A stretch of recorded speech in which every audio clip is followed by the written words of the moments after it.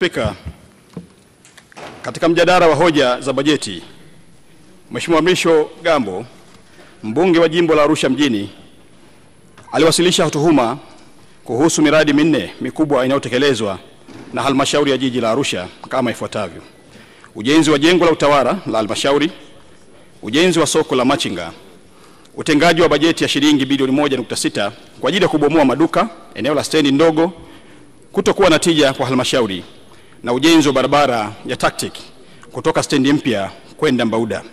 Mheshimiwa Spika, naomba nichukue nafasi hii kutoa ufafanuzi katika hoja zote nne kama ifuatavyo. Mheshimiwa Spika, ujenzi wa jengo la utawala la halmashauri ya jiji la Arusha, kwa heshima ya bunge hili na kwa maslahi mapana ya taifa, ninaomba kuweka bayana ukweli wa hoja hii kama ifuatavyo. Kuhusu ujenzi wa jengo la utawala wa jiji la Arusha, ambapo alitoa tuhuma nzito dhidi ya utekelezaji wa ujenzi wa jengo hilo, akidai kuwepo kwa ongezeko lisilo halali la takriban shilingi bilioni 8 pamoja na madai ya mchanganyiko wa vipimo vya BOQ uliosababisha malipo ya fedha isiyostahili. Mheshimiwa Spika, mradi wa jengo la utawala ulianza mwaka 2019. Wakati huo Mheshimiwa Mrisho Gambo akiwa mkuu wa mkoa wa Arusha kama msimamizi mkuu. Ujenzi ulifanyika kwa njia ya force account na baadaye ukahama kutoka force account na kuingia kwa mkandarasi. Akapatikana mkandarasi mshauri ambaye akasaidia kupatikana kwa mkandarasi wa ujenzi Mheshimiwa Mrisho Gambo akiwa mbunge. Hii yote ilitokana na malumbano yaliyokuwepo kati ya Mheshimiwa mbunge na baraza la madiwani na aliyekuwa mkuu wa mkoa wakati huo, Mheshimiwa John Mongera. Malumbano hayo yalipelekea mradi kusimama kwa muda mrefu mpaka mwaka 2023 baada ya Mheshimiwa Waziri Mkuu kuingilia kati na baadhi ya watumishi kushtakiwa. Kamati ya fedha, mbunge alikuwa ni mjumbe wa kamati ya fedha wakati huo, hakushiriki kikao husika kwa ruhusa, lakini posho alichukua. Hii ilikuwa ni mwaka 2023. Ikampa mkandarasi ndugu Tribe Construction, lakini hakuweza kuendelea na kazi tena. Ikatokea malumbano baina ya mkandarasi na kazi ikaanza tena upya mwezi wa 4 mwaka 2024 na kuomba kulipo malipo ya awali. Ndio jengo likaanza kujengwa na sasa lipo gorofa ya 6. Mpaka sasa, Mheshimiwa Spika, mkandarasi amekwisha lipwa hati 2 pamoja na malipo ya awali. Jumla ya hati zote 2 ni shilingi bilioni 1 na milioni 200. Pamoja na malipo ya awali, jumla inakuwa ni shilingi bilioni 2 na milioni 200. Na jengo lipo gorofa ya 6 na kilicholipwa mpaka sasa ni kidogo kulingana na uhalisia wa jengo mpaka hivi sasa. Hivyo mkandarasi analipwa malipo yake kwa kazi alizofanya, zikihakikiwa pia na mhandisi wa jiji kwa kazi zilizofanyika tu. Mheshimiwa Spika, kwa ujenzi unaofanywa na mkandarasi mshauri huandaa hati ya malipo kulingana na kazi iliyofanyika. Hivyo basi hakuna fedha ya serikali iliyoibiwa mpaka sasa. Nasisitiza, hakuna fedha ya serikali iliyoibiwa mpaka sasa. Mheshimiwa Spika, kwa kuzingatia dhamira ya dhati ya kulinda fedha za umma, tuhuma zilizotolewa na Mheshimiwa Gambo zimechunguzwa. Niliagiza pia kufanyika kwa uchunguzi wa kina. Uchunguzi huo ulibaini hitilafu za kiufundi zilizojitokeza katika uingizaji wa taarifa kwenye mfumo wa ununuzi wa umma, yani NeST, ambao vizio vya vipimo vilichanganywa kama ifuatavyo. Katika uchunguzi uliofanyika, kilichoonekana ni vizio vya vipimo, yani unit of measurement, kuchanganywa katika vipengele viwili wakati wa kuingiza kwenye mfumo wa ununuzi wa umma, yani NeST, ni kama ifuatavyo. Kipengele cha zege la sakafu la chini kwa unene wa milimita 200 ilikadiriwa kuwa mita za mraba 1128 kama ilivyoonyeshwa kwenye BOQ ya mhandisi mshauri. Hata hivyo, wakati wa kupandisha kipengele hicho kwenye mfumo wa manunuzi, yani NeST, kipengele hicho kilipandishwa kama mita za ujazo 1128. 2. Kipengele cha zege la sakafu la juu kiliainishwa kuwa ni mita za mraba 7034 kama ilivyoonyeshwa katika BOQ ya mhandisi mshauri. Lakini katika kupandisha kwenye mfumo ununuzi wa umma, kipengele hicho kiliingizwa kama mita za mraba 7034.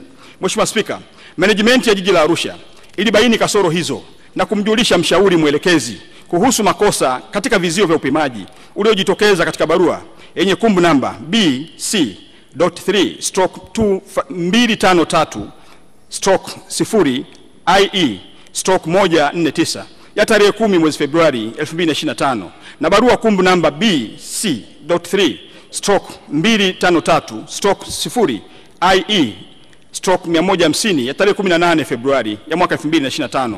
Mtaalamu mshauri alijibu barua hizo kwa barua yenye kumbu namba KA/ACC/ADM/2024/20 ya tarehe 28 Februari 2025 kwa kukiri kupokea mapungufu hayo, na alichukua hatua za kumwandikia mkandarasi kumweleza mapungufu yaliyojitokeza kwa barua yenye kumbu namba KA/ACC/Admin/2024/24 ya tarehe 7 Machi 2025.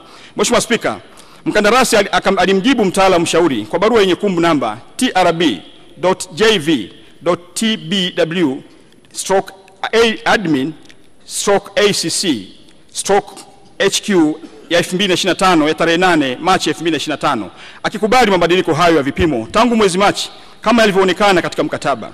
Taratibu za kuandaa mabadiliko addendum zinaendelea kwa mujibu wa sheria ya ununuzi wa umma sura namba 410.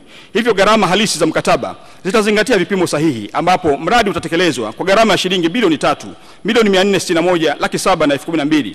Aidha, fedha za ziada ambazo ni shilingi milioni 416 ikiwa ni 983 na senti 27 ikiwa ni sehemu ya malipo ya awali zitazingatia utekelezaji wa kazi na makubaliano ya mabadiliko ya mkataba.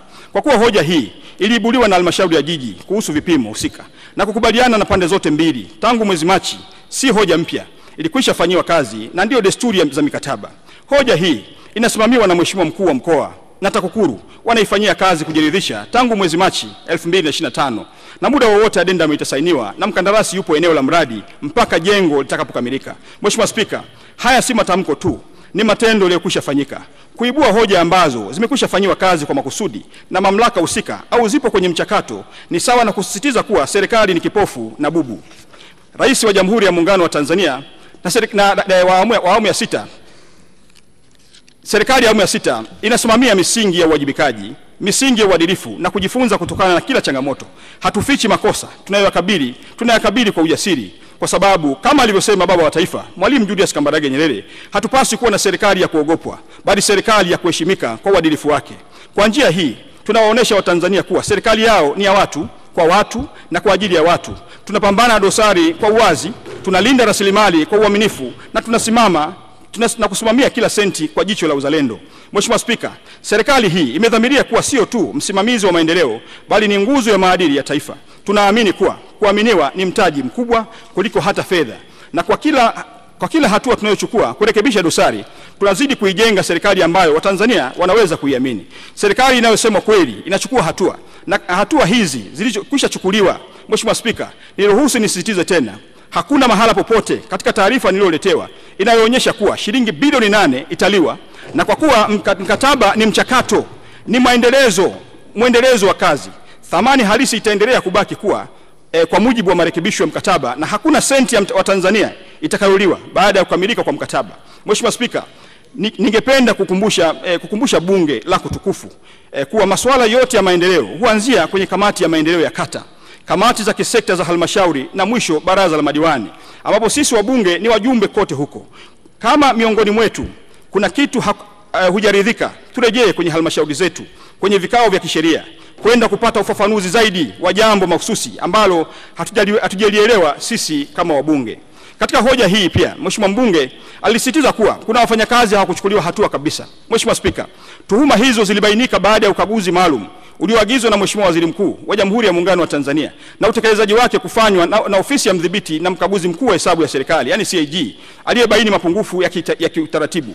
Na baada ya mapendekezo ya kisheria, watumishi 6 walishtakiwa, lakini zaidi kulikuwa na pia na kesi 3 za jinai za uhujumu uchumi zilizosajiliwa na mahakama dhidi ya baadhi ya watumishi, na baadhi ya watumishi 3 kati yao waliwekwa rumande kwa takriban miaka 2 kabla ya kufutiwa kesi kwa maamuzi ya mahakama ya rufani kanda ya Arusha tarehe 16 Februari 2024 kupitia rufaa namba 116 ya mwaka 2023. Kesi nyingine ziliondolewa na mahakama kwa mujibu wa kifungu cha 91 kifungu kidogo cha kwanza cha sheria ya mwenendo wa jinai sura ya 20. Hii inaonyesha kuwa serikali ilifuata hatua zote za kisheria na kiuadilifu katika kushughulikia tuhuma, ikiwa ni pamoja na kusimamia haki, uwajibikaji na misingi ya utawala bora, ambapo kamati ya uchunguzi iliundwa kushughulikia tuhuma hizo ilibainisha kuwa makosa walionayo ni ya kufukuzwa kazi. Mheshimiwa Spika, ni muhimu kusisitiza kwamba Mheshimiwa Gambo mwenyewe aliomba adhabu hiyo ya kufukuzwa kazi isichukuliwe na badala yake ipunguzwe. Mheshimiwa mbunge alikuwa ni sehemu ya mchakato huu. Alishiriki kikamilifu katika kikao cha kamati ya fedha na cha baraza la madiwani kilichotoa adhabu kwa watumishi waliobainika na makosa ya kinidhamu. Mheshimiwa mbunge aliridhia na kushawishi kikao wapewe adhabu ya chini kabisa kwa watumishi wengine waliobaki, kukatwa mishahara yao kwa asilimia 15 kwa miaka mitatu, na bado wanakatwa mpaka sasa. Na adhabu hii, Mheshimiwa Spika, haijaisha.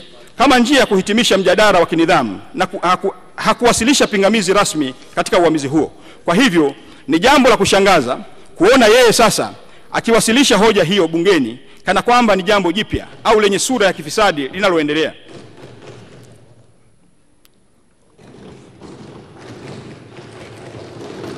Kuhusu ujenzi wa soko la machinga. Mheshimiwa Spika, kuhusu ujenzi wa soko la machinga, kiasi cha shilingi milioni 500 kutotumika hadi sasa. Katika mwaka wa fedha 2020-2021, halmashauri ya jiji la Arusha ilipokea kiasi cha shilingi milioni 500 kwa ajili ya ujenzi wa soko la wafanyabiashara ndogo ndogo, yani wa machinga, eneo la Engutoto. Baada ya mapokezi ya fedha, taratibu za utekelezaji wa miradi zilianza, ikiwa ni pamoja na kutaarifu vikao rasmi kuhusu mapokezi ya fedha hizo na madhumuni ya serikali ya kujenga soko hilo katika eneo la Engutoto.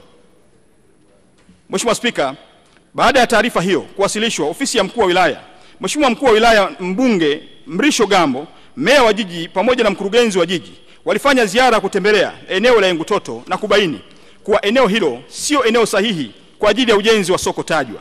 Viongozi hawa wa wilaya pamoja na mbunge walielekeza soko hilo lijengwe Semunge, maarufu kama eneo la kwa Mchina. Katika hali hiyo, ilibidi kiitishwe kikao cha dharura cha kamati ya fedha tarehe 11 mwezi wa 6 mwaka 2022 ambacho kiliridhia soko lijengwe eneo lililopendekezwa.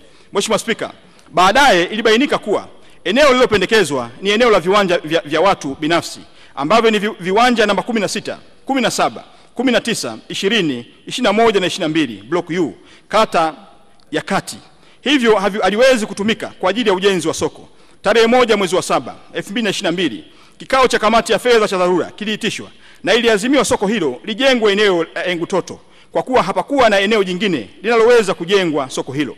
Katika kuendelea kutafuta eneo kwa ajili ya kujenga soko hilo, kilifanyika kikao cha tarehe 7 mwezi wa 3 2024 na walipendekeza maeneo matatu kama ifuatavyo: eneo la pembeni ya dampo, eneo la Intel na eneo la Bondeni City. Mheshimiwa Spika, kikao kingine kilifanyika tarehe 30 mwezi wa 1 2025 kati ya wataalamu wa halmashauri na uongozi wa wafanyabiashara wadogo wilaya, yani Shiuma, na kukubaliana kuwa soko lijengwe Bondeni City kwa kuwa mradi wa tactic wa ujenzi wa stendi kuu ya mabasi umeanza kwa kuanza na barabara. Baada ya makubaliano hayo, wataalamu wanaendelea na hatua ya kufanya marejeo ya michoro, makisio ya gharama kulingana na hali ya wakati huu, na tunatarajia zabuni ya ujenzi itatangazwa tarehe 28 mwezi wa 4 2025. Na soko litajengwa katika kiwanja namba 178 block B Lord Joro Bondeni City chenye hati namba 9127. Mheshimiwa Spika, kwa kumalizia, napenda kusisitiza kuwa ucheleweshaji wa mradi huu haukuwa matokeo ya uzembe bali wa busara katika kuhakikisha kuwa jambo sahihi linafanyika kwa njia sahihi. Hili ni somo la uongozi kwamba wakati mwingine kukubali kutafakari upya si dalili za udhaifu bali ni uthibitisho wa dhamira ya kweli ya kutoa suluhisho endelevu. Mheshimiwa Spika, kwa sasa tumefikia makubaliano ya kutumia kiwanja namba 178 block B katika eneo la Bondeni City, eneo lililo halali, wazi na linalokidhi matakwa ya kimazingira na kimkakati. Zabuni ya ujenzi inatarajiwa kutangazwa tarehe 28 mwezi wa 4 2025 na serikali itaendelea kusimamia kila hatua kwa weledi na kwa uwazi. Ni muhimu tukumbuke maneno ya mwanafalsafa John Stuart Mill aliyesema, maendeleo ya jamii yanapimwa kwa namna taasisi zake zinavyowajibika kwa waliodhulumiwa au kusahaulika. Kwa muktadha huu, ujenzi wa soko hili ni zaidi ya majengo, ni sehemu ya heshima kwa maisha na juhudi za wamachinga wetu. Mheshimiwa Spika, kwa niaba ya serikali naomba kuhakikishia Watanzania hasa wamachinga wa jiji la Arusha kuwa soko hili linakuja tena kwa heshima, kwa hadhi na kwa matarajio walionayo. Kama ambavyo wahenga walisema, penye nia pana njia, nasi tumejifunza kujirekebisha na sasa tunatekeleza. Utengaji wa bajeti ya shilingi bilioni 1.6 kwa ajili ya kubomoa maduka eneo la stendi ndogo kutokuwa na tija kwa halmashauri. Mheshimiwa Spika, katika mwaka wa fedha 2025-2026 halmashauri ya jiji la Arusha imetenga kiasi cha shilingi bilioni 1.6 kwa ajili ya ujenzi wa maduka ya kisasa katika eneo la stendi ndogo. Fedha hizi hazikulengwa kwa ajili ya ubomoaji pekee. Nasisitiza, fedha hizi hazikutengwa kwa ajili ya ubomoaji pekee kama ambavyo Mheshimiwa mbunge amesisitiza kwenye bunge lako hili, bali kwa utekelezaji wa mradi wa maendeleo unaolenga kubadilisha taswira ya eneo hilo kuwa eneo la kisasa kabisa, la kibiashara na la kuvutia. Uamuzi huu umetokana na maazimio ya vikao halali vya baraza la madiwani vilivyofanyika kuanzia tarehe 24 hadi 25 Februari 2025, ambapo Mheshimiwa mbunge ndugu Mrisho Gambo alishiriki kikamilifu katika mjadala na mchakato wa maamuzi hayo. Ushiriki wake unathibitisha kuwa haya si maamuzi ya upande mmoja, bali ni matokeo ya maridhiano ya pamoja yenye lengo la kuleta maendeleo ya kweli. Mheshimiwa Spika, uboreshaji wa eneo hili unalenga si tu kuongeza mapato ya halmashauri, bali pia kuboresha mazingira ya biashara kwa wafanyakazi na wafanyabiashara na kuongeza mvuto wa jiji la Arusha. Mradi huu mpya utajumuisha maduka takriban 800 yaliyojengwa kwa mfumo wa ghorofa 2 na maegesho ya kisasa, tofauti na hali halisi ya sasa ya maduka 364 yaliyochakaa. Ujenzi huu utaleta mapinduzi ya kiuchumi kwa kuongeza mapato kutoka wastani wa shilingi milioni 850 kwa mwaka hadi shilingi takriban bilioni 1.9 kwa mwaka. Mheshimiwa Spika, tunajifunza kutoka kwenye fikra za mwanafalsafa maarufu Aristotle aliyesema the whole is greater than the sum of its parts. Maana yake ni kuwa nguvu ya pamoja ya maamuzi ya viongozi wetu, ikiwa ni pamoja na ushiriki wa Mheshimiwa Gambo, imezaa mpango mkubwa wa kimkakati ambao utaimarisha mapato ya jiji, kuinua kipato cha wananchi na kuboresha maisha ya wote. Aidha, hayati baba wa taifa Mwalimu Julius Kambarage Nyerere aliwahi kusema, maendeleo hayaji kwa miujiza, bali kwa mipango madhubuti na kazi ya pamoja. Hivyo huu ni ushahidi kuwa Arusha haijapumzika. Imechagua kutenda, kupanga na kutekeleza kwa nia njema ya kizazi cha leo na kizazi kijacho. Kwa msingi huu, Mheshimiwa Spika, matumizi ya shilingi bilioni 1.6 hayawezi kuchukuliwa kama gharama tu, bali ni uwekezaji wa kimkakati katika mustakabali wa jiji la Arusha. Uwekezaji unaolenga kujenga mazingira bora ya kibiashara, kuchochea ukuaji wa kiuchumi wa jiji la Arusha hadi taifa kwa ujumla na kuweka historia ya maendeleo tunayojivunia. Ujenzi wa barabara ya TACTIC kutoka stendi mpya kwenda Mbauda. Mheshimiwa Spika, katika hoja hii Mheshimiwa Mrisho Gambo aliwasilisha hoja zinazohusiana na uboreshaji wa miundombinu ya barabara kutoka miundombinu ya barabara ya pamoja na mradi wa TACTIC. Mheshimiwa Spika, Mheshimiwa mbunge alishauri ofisi ya Rais TAMISEMI kupitia mradi wa TACTIC wakae pamoja na TANROADS ili kuhuisha rasilimali za ujenzi wa barabara kutoka stendi mpya kwenda Mbauda, kwa kuwa sasa wote wametenga bajeti ya ujenzi huo. Hivyo fedha zingine ziende kujenga miundombinu mingine ya barabara. Mheshimiwa Spika, ujenzi wa barabara kutoka stendi mpya kwenda Mbauda, ambayo barabara hiyo inaitwa Oljoro, ni mojawapo ya barabara zinazojengwa na mradi wa TACTIC package 1, ambao kwa sasa barabara hiyo itajengwa kilomita 1.475 ili kuunganisha stendi mpya ya mabasi inayotarajiwa kujengwa pamoja na roundabout ya kwa Murombo. Makubaliano yaliyofanyika ni kuwa barabara hii ijengwe na mradi wa TACTIC kwa kufuata kiwango cha barabara kuu zinazosimamiwa na TANROADS. Hivyo barabara hii imetengewa fedha katika mradi wa TACTIC pekee. Mheshimiwa Spika, kwa heshima na taadhima naomba kuwasilisha.